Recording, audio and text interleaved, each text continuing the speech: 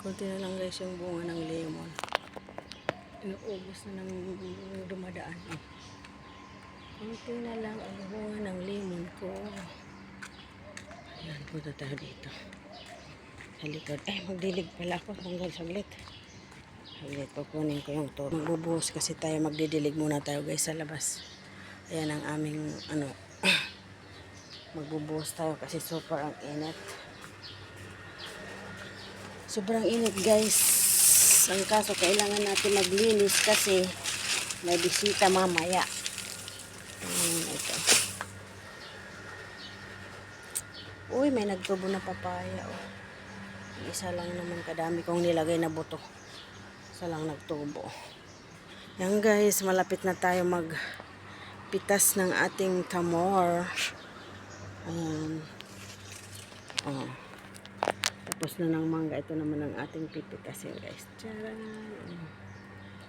Lapit na. Puro na hinog. Hintayin lang natin mag-ano siya dito. Shhh. Ayan. Ayan. Ano natin muna guys yung ano. May bunga. Saan pa iba? Doon sa taas. Marami rin. Marami rin siyang binunga.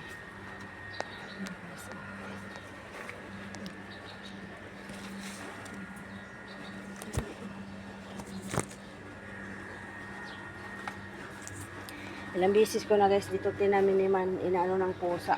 Ayan, o yung kangkong ko dito. Makapal na ito pero inaano inaano kasi ng pusa, nililiguan ba? Ay hinigaan.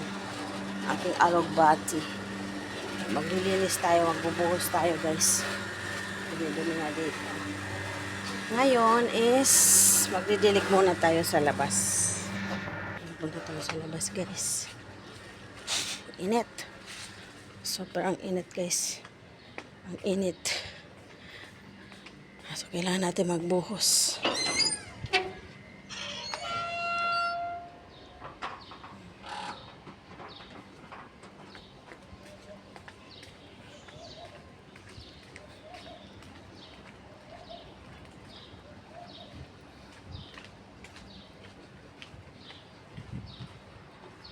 Ang garden dito sa likod guys. Idilig muna tayo. Aking malunggay. Nakikilaban. Ayan, lumalaban sa init kaysa ng aking malunggay.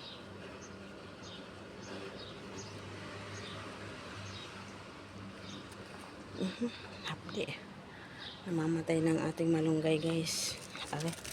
Ninanakaw lang kasi din. Ninanakaw lang kasi din yung malunggay natin guys. Kaya nakakatamad na magdilig ng ano. Tapos yung taga-dilig naman namin, mamatay na nga. Di bale. Kunting tiis pa, lumaban ka muna malunggay para may gugulayan pa ako ay. Wala na dito banda oh. Sara na dito banda sa taas. Sara na siya dito sa taas banda. Ayan. Sana putulan na lang dito oh. Malagari. Patay na siya dito banda. Nakabungkal na naman yung gardener. Ayan guys, ang aking lemon dito. Ang dami-daming bunga oh. Ang daming bunga guys. Ang daming bunga. Tararan, ang daming bunga niya oh. Dami siyang bunga. Ay, mashallah, mashallah. Ang daming bunga oh. Daming bunga guys hanggang doon sa dulo. Ang daming bunga. Ayan oh. Ang aking talong ilang piraso lumalaban din sila sa init guys. Sobrang init kasi. Ang daming bunga guys ng aking lemon. Ang daming bunga. Ang daming bunga. Ewan ko kung may katas na to. Mag-try kaya ako magpitas sa labas harap. Ang aking ano dito guys, talbos. Pinagtsatsagaan ko lang yan na ano kasi pinagugulayan namin. Ang dami na naman talbos pala oh.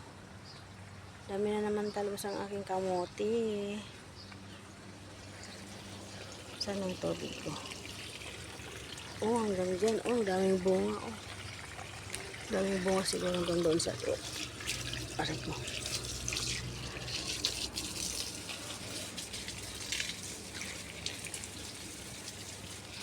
Didilig muna tayo dito. Kasi sayang ang panahon.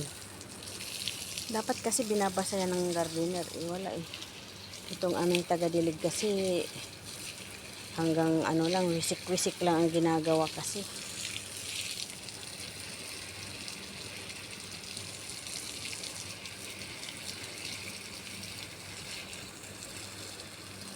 Garden ko rin dito guys dati. Kaso nung nagbakasyon ako, yung gardener dyan sa kapitbahay namin kinausap ko na kasi sabi ni amo, kausapin mo na pumunta muna dito pag para may mag-aalaga sa mga tanim mo.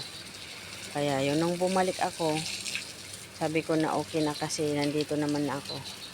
Sabi naman ni amo, nakiusap daw yung gardener na wag na daw siya tanggalin. Kaya yun, siya dito ang nagtatanim na ngayon sa baba. Pero itong mga ito, tanim ko pa ito noon pa. Itong talong. Yung iba namatay na nga eh. Tapos itong mga lemon, yan, tanim ko yan. Yung atis, yan, lemon. Itong isang luso na namatay na siya. Ayan. Yan, sili. Yung mga tanim ko pa yan, lumalaban. Ang tagal na nitong sili na to guys. Ayan, may nagtubo na mangga. Diligan natin. Kasi palagi kasing nadidiligan sana eh. Kaso alternate lang siya pumupunta dito. Dati pag hapon, pag wala akong ginagawa sa loob, dinidiligan ko. Kaso ngayon kasi sobrang init. Diyos ko, lumabas ka lang, wala na. Kaya nga hindi ako nakakapagbuhos sa labas kasi sobrang init, di ko kaya.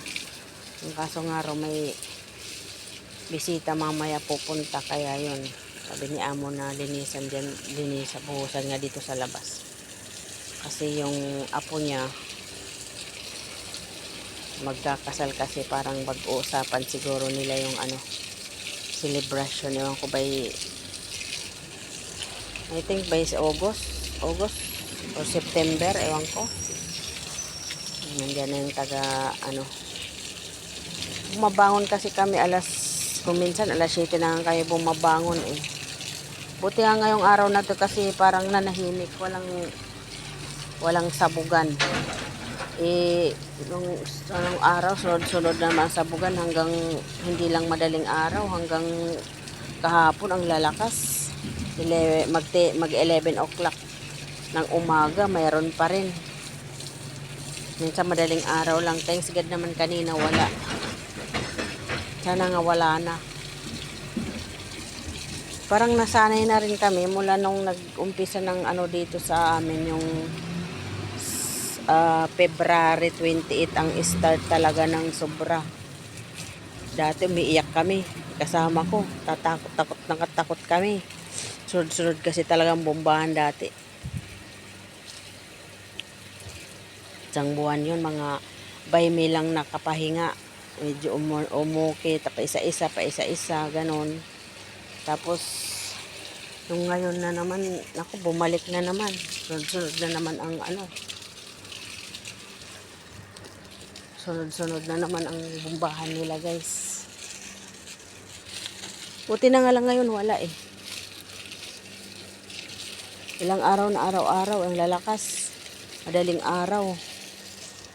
Medyo ngayon wala naman. Sana nga wala na. Nakakatakot rin. Ang kaso wala eh. Parang nasanay na rin kami.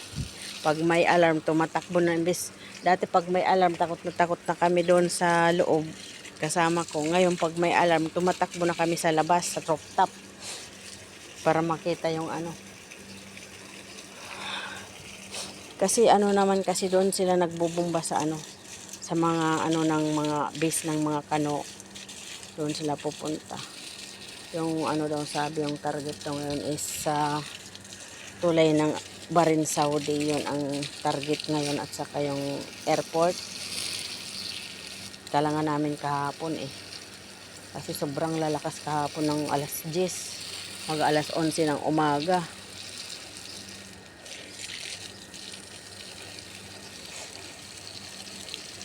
Yan guys, ang ating mangga guys. Ang dami-dami namin dyan na pitas.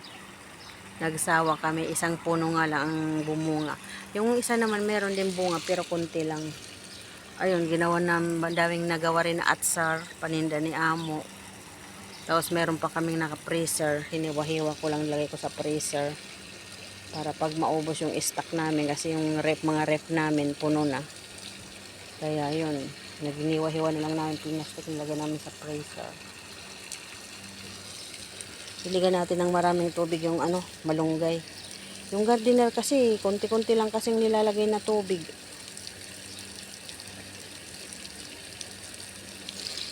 Ayan. Namatay tuloy. Isipin nyo naman guys, itong malunggay ko Isipin nyo na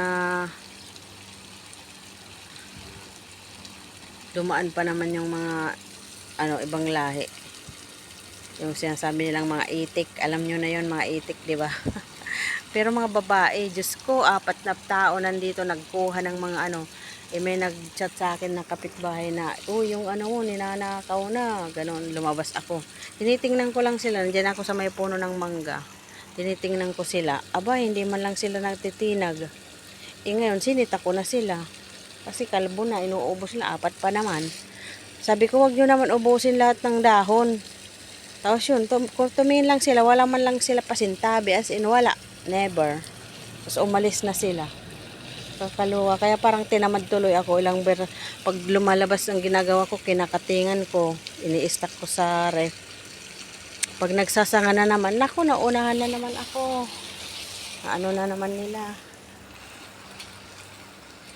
Kaya yun, tinamad tuloy ako Pati yung doon sa kapitbahay namin na Pilipina kina ate, na dyan galing ang malunggay ko na yan. Wala rin kasi mababa rin kasi yung niya, malunggay niya. Kaya inaano rin lang. Ayan guys, pakita ko sa inyo guys yung tamor namin na maliit. Ang bababa lang pero maraming bunga guys. Hindi na kami mahirapan na ayan yung puno. Hindi na kami mahirapan na magpitas. Diba? Ang baba lang kahit umupo kami magpitas guys. Nakaupo lang kami magpitas. May hinog na siya. May hinog na pala siya. Hinog na ito. Nahinog na pala dito. Hindi ko nakikita. Mamaya nga magpitas nga ako mamaya. Kukuha ako ng lalagyan. Nahinog na pala siya guys. Kukuha ako mamaya ng lalagyan. Pipitas ako mamaya. Bago ako magbuhos sa labas. Bakit kaya dito banda sa labas? Hindi naman gano'ng mainit. Pero doon sa loob ng compound, nakakuom kasi yung pader. Ang init-init.